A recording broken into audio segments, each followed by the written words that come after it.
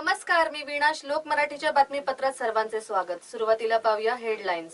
आंतरराष्ट्रीय कार्यक्रमाद्वारे बॉक्सिंग इंडियाच्या निवडणुका लवकरात लवकर व्हाव्यात, मेरी कोमने व्यक्त केली नाराजी. गंगेची स्वच्छता आणि कामाचा वेग वाढवावा, सुप्रीम कोर्टाने केंद्र सरकारला फटकारले. 300 रुपयात मेट्रोचा आठवडाभर अनलिमिटेड प्रवास. ध्वजारोहणाला दांडी मारल्यास कारवाई, सरकारी कर्मचाऱ्यांना मोदी सरकारचा दम. आलियाला क्वीन सारख्या हिटची अपेक्षा. आता पाहूया सविस्तर वृत्त. सरकारी कर्मचाऱ्यांनी ध्वजारोहणाला दांडी मारल्यास कारवाई होईल, असे मत कॅबिनेट सचिव अजित सेठ यांनी सांगितले आहे. स्वातंत्र्य दिनाच्या मागील पुढील दिवसांच्या सुट्ट्यांचे गणित मांडून ध्वजारोहणाला दांडी मारणाऱ्या बाबूंना सरकारने सज्जड दम भरला आहे.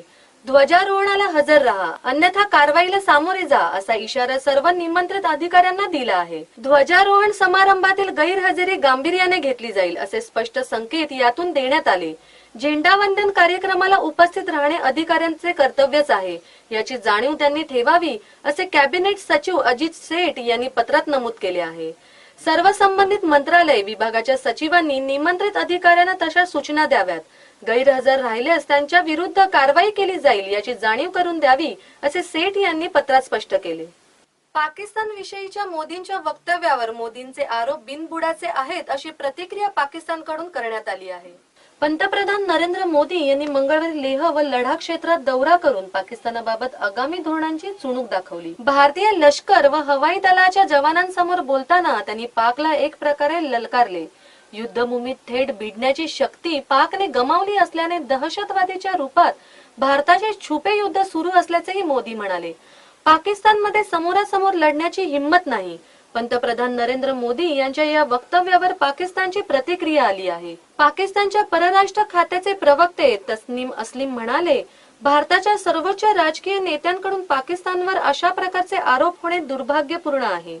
पाकिस्तानचे नेतृत्व जेव्हा शेजारी देशासोबत चांगले संबंध प्रस्थापित व्हावे यासाठी प्रयत्न करीत आहे. पंतप्रधान नवाज शरीफ यांनी मे मध्ये भारत दौरा केला होता. त्याचा उद्देश द्विपक्षीय संबंधांना बळकटी मिळवावी हा होता. पाकिस्तान हा सरकारच्या प्रवक्त्याने अधिकृतरित्या म्हटले आहे की मोदींचे आरोप बिनबुडाचे आहे. दोन्ही देशांनी एकमेकांवर आरोप करण्यापेक्षा चर्चेच्या माध्यमातून वाद सोडवण्याचा प्रयत्न केला पाहिजे. दुसऱ्या एका प्रतिक्रियेत पाकिस्तानने स्वतःला दहशतवाद पीडित देश म्हटले आहे.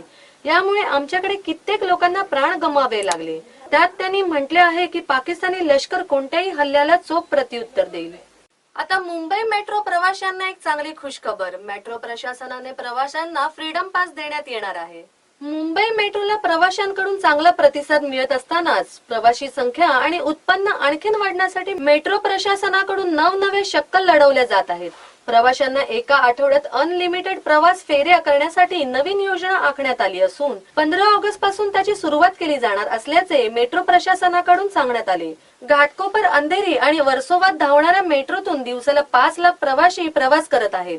टोकन, स्मार्ट कार्ड, वायफाय आणि तिकीट सेवेत सुविधा दिल्या जात असतानाच आता अनलिमिटेड प्रवास फेऱ्यांची सुविधा देण्यात येणार आहे. यासाठी एक फ्रीडम पास दिला जाणार असून त्याची किंमत 300 रुपये असेल. सध्या स्मार्ट कार्ड पास धारकांसाठी हा पास 300 रुपयात मिळेल, तर फ्रीडम पास घेणाऱ्या प्रवाशांना 350 रुपयात हा पास मिळेल.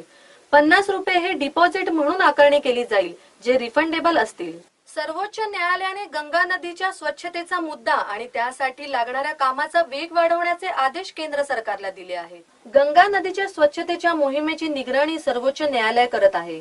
बुधवारी न्यायमूर्ती टी.एस. ठाकूर यांच्या अध्यक्षतेखाली पीठासमोर सुनावणी झाली. त्यावेळी गंगा स्वच्छते संबंधीच्या कारवाईतील दफ्तर दिरंगाईवरही कोर्टाने सरकारला सुनावले. त्याचबरोबर 2 आठवड्यात याविषयीचा रोड मॅप सादर करण्याचे आदेश दिले. गंगा नदीच्या स्वच्छतेचा मुद्दा निवडणुकीच्या काळात महत्वाचा असल्याचे सांगण्यात आले. घोषणापत्रातही तो समाविष्ट होता. मग आता काहीच घाई नाही का, अशा शब्द सर्वोच्च न्यायालयाने केंद्र सरकारला फटकारले. गंगा नदीची स्वच्छता हा अत्यंत महत्वाचा मुद्दा आहे. त्यासाठी कामाचा वेग वाढवणे गरजेचे आहे, असे न्यायालयाने सांगितले. त्यावर सॉलिसिटर जनरल रणजित कुमार यांनी न्यायालयाला आणखीन अवधी देण्याची विनंती केली. हे प्रकरण जलसंधारण, नदी विकास आणि गंगा नूतनीकरण मंत्रालयाकडे देण्यात आले. जलसंधारण, नदी विकास आणि गंगा नदीशी संबंधित मंत्रालयाच्या नावात बदल करण्यात आला आहे. या मंत्रालयास आता जलसंधारण, नदी विकास आणि गंगा संरक्षण मंत्रालयाचे नाव देण्यात आले आहे. या मंत्रालयाचा प्रभार उमा भारती यांच्याकडे देण्यात आला आहे. अगोदर हा विषय पर्यावरण व वन मंत्रालयाकडे होता. त्यावर पीठाने केंद्राला विचारणा केली होती. तुम्ही हे प्रकरण का फिरवत आहात? त्यावर तत्काळ योग्य ती पावले का उचलत नाहीत? खैरानी रोड, साकीनाका आणि 90 फूट रोडवरील वाहतुकीच्या कोंडीच्या विरोधात काढण्यात येणाऱ्या मनसेच्या मोर्चाला वाहतूक पोलिसांनी परवानगी नाकारली आहे. मनसेच्या वतीने साकीनाका, खैरानी रोड आणि 90 फुटी रोडवरील वाहतूक कोंडी विरोधात 14 ऑगस्ट रोजी काढण्यात येणाऱ्या मोर्चाला वाहतूक पोलिसांनी परवानगी नाकारली आहे.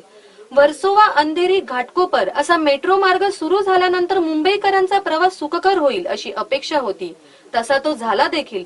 मात्र मेट्रोने साकीनाका येथे उतरल्यानंतर पुढील प्रवासादरम्यान घरी पोहोचण्यासाठी मुंबईकरांना वाहतूक कोंडीमुळे 1 तास लागत आहे.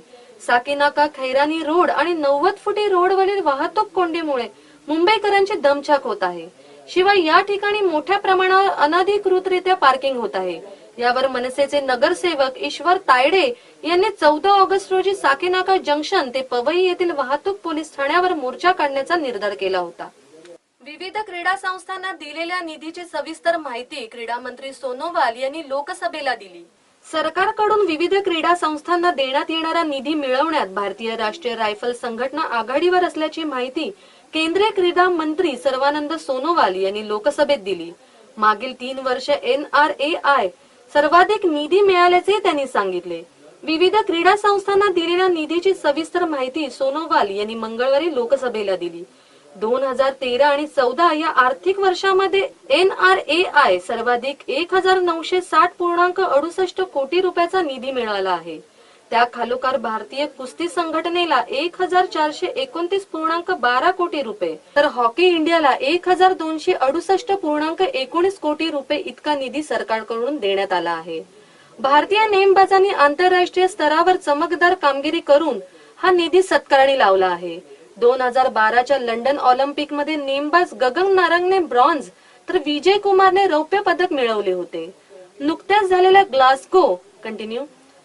झालेल्या ग्लासगो राष्ट्रकुल स्पर्धेमध्ये भारतीय नेमबाजांनी 4 सुवर्णासह एकूण 17 पदकांची कमाई केली होती.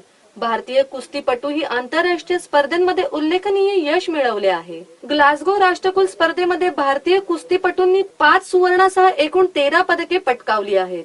विश्वविजेतेपद पटकावणारी भारताची मेरी कोम हिने आंतरराष्ट्रीय कार्यक्रमाद्वारे बॉक्सिंग इंडियाच्या निवडणुका लवकरात लवकर व्हाव्यात असे मत व्यक्त केले. नव्याने स्थापन करण्यात आलेल्या बॉक्सिंग इंडियाच्या निवडणुका लवकरात लवकर व्हाव्यात आणि भारतीय बॉक्सर्समध्ये असलेल्या संभ्रमाचे वातावरण दूर व्हावे अशी अपेक्षा 5 वेळा विश्वविजेतेपद पटकावणारी भारताची बॉक्सर मेरी कोम हिने व्यक्त केले. ती म्हणाली की अनेक महिला खेळाडू आता बॉक्सिंगकडे वळत आहेत. भविष्यात आपल्याला अनेक पदके जिंकण्याची संधी आहे, पण भारतात बॉक्सिंगची संघटनाच नाही. त्यामुळे आम्ही नाराज आहोत. जर बॉक्सिंग इंडियाने लवकरात लवकर निवडणुका घेतल्या तर आमची चिंता मिटेल. शिवाय ते आमच्या हातात नाही. आम्हाला सराव आणि प्रशिक्षणावर भर द्यायला हवा. स्पर्धांमध्ये सहभागी व्हायला हवे. उषा इंटरनॅशनलच्या एका कार्यक्रमाप्रसंगी मेरी कोमने आपले मत मांडले. सध्या मेरी ही आशियाई क्रीडा स्पर्धेची तयारी करत आहे. ती आशियाई स्पर्धेच्या निवड चाचणीकडे लक्ष ठेवून आहे. राष्ट्रकुलसाठी तिची निवड झाली नव्हती, पण आशियाई क्रीडा स्पर्धेसाठी जय्यत तयारी करत असल्याचे तिने सांगितले. क्वीन सारखा सुपरहिट चित्रपट देणारा दिग्दर्शक विकास बहलच्या चित्रपटात आता अभिनेत्री आलिया भट्ट काम करताना दिसणार आहे. सध्या बॉलिवूडची मोस्ट डिमांडिंग हिरोईन असलेली आलिया भट्ट क्वीन या चित्रपटाचा दिग्दर्शक विकास बहल सोबत काम करत असून त्याच्या शानदार या चित्रपटात मुख्य भूमिकेत दिसणार आहे. क्वीन सारखा सुपरहिट चित्रपट देणाऱ्या विकास कडून तिला अशा चित्रपटाची अपेक्षा आहे. विकासची प्रशंसा करताना आलिया म्हणाली, विकास प्रतिभावंत दिग्दर्शक आहे. मी शाहिद सोबत विकास बहलच्या आगामी चित्रपटाचे शूटिंग सुरू करणार आहे. विकास सोबत काम करण्याबाबत मी खूपच उत्सुक आहे. कामाच्या बाबतीत तो चांगला सहयोगी असून मला त्याचे काम खूप आवडते. चिल्लर पार्टी, क्वीन सारखे त्याचे चित्रपट माझ्या आवडीचे आहेत. आलिया विकास बहलच्या शानदार या चित्रपटात शाहिद कपूर सोबत दिसणार आहे. यापूर्वी आलियाने शाहिदच्या अभिनयाची प्रशंसाही केली होती. सिंघम रिटर्न्स मधील अजय देवगणची भूमिका पोलीस अधिकारी बाजीराव सिंघम हा सुपर हिरो पेक्षा कमी नाही असे मत अजय देवगण यांनी मांडले आहे. सिंघम रिटर्न्स चित्रपटात पोलीस अधिकाऱ्याची भूमिका निभावणाऱ्या अजय देवगणच्या मते या चित्रपटातील त्याचे बाजीराव सिंघम हे पात्र एखाद्या सुपर हिरो पेक्षा कमी नाही. एका मुलाखतीत अजय म्हणाला, सिंघम सुपर हिरो आहे. आपली संस्कृती अशी आहे की सुपर हिरो बनण्यासाठी फारशी मेहनत करावी लागत नाही. बाजीराव एक व्यापक व्यक्तिमत्व आहे. सिंघम इतर स्पायडरमॅन किंवा सुपरमॅन सारख्या सुपर हिरो प्रमाणेच वाईटाशी लढा देतो. अजयच्या मते सिंघम त्या सुपर हिरो पेक्षा जास्त वास्तविक आहे. सिक्वल मध्ये तर आव्हान मोठे आहे. सिंघम सिरीजचा पहिला चित्रपट 2011 मध्ये रिलीज झाला. सिक्वल मध्ये चित्रपटात बाजीराव सिंघमचे पात्र सोडले तर सर्वच नवे आहेत. सिंघम रिटर्नचे दिग्दर्शनही रोहित शेट्टीने केले असून चित्रपटात अजय सोबत करीना कपूर मुख्य भूमिकेत आहे. या बातमीपत्रात मी आपली रजा घेते. तुम्ही पाहत रहा श्लोक मराठी. धन्यवाद.